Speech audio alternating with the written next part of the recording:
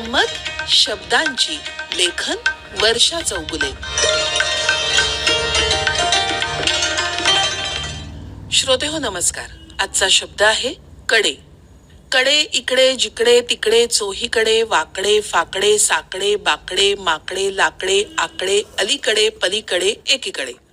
अगं काय चाललंय तुझं मनू? कसले शब्द बडबडतीयस? मनू हे असे जे काही शब्द बडबडत होती ते ऐकून आजीनं विचारलं. अगं होमवर्क पूर्ण करते आजी. शब्दांच्या आधी प्रत्यय लावून शब्द तयार करायचेत.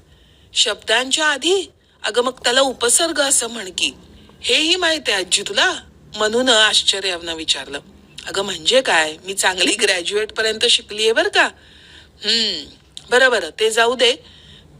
तुझं कडे पुराण काय चालू होतं ते मला सांग. काही नाही ग, दिलेल्या शब्दाच्या आधी आणि नंतर दुसरं अक्षर किंवा शब्द जोडून नवीन शब्द तयार करायचेत आणि ते मी केले म्हणजे जमलं मला. अगं पण तू हे आधी जोडलेस, नंतरही प्रत्यय जोडून बघ. म्हणजे कडेचे, कडेने, कडेला, कडेपासून. अरे हो की, हे माझ्या लक्षातच आलं नाही. इकडे तिकडे चोहीकडे कडेच कडे असं म्हणत मनू हसायला लागली. पण या कडेचा अर्थ माहितीये का मनू? आता या नुसता कडेलाही अर्थ आहे. अर्थात मुलं बांगडीसारखं धातूचं हातात किंवा पायात घालतात त्याला कड म्हणजेच कडे असंही म्हणतात. आणि तसंच घागरीला किंवा बाळाला कडेवर घेतलं जातं म्हणजेच कमरेवर घेतलं जातं.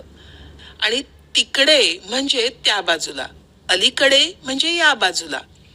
आणि मी तुला नेहमी सावकाश जाताना सांगत असते ना, कडेकडेनं जा.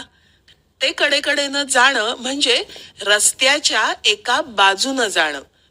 आणि हे सगळे शब्द यमक जुळवणारे शब्द आहेत बर का मनुबाई.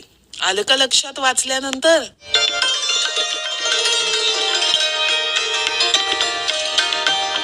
गंमत शब्दांची, लेखन वर्षा चौगुले, वाचन ऐश्वर्या बेहरे.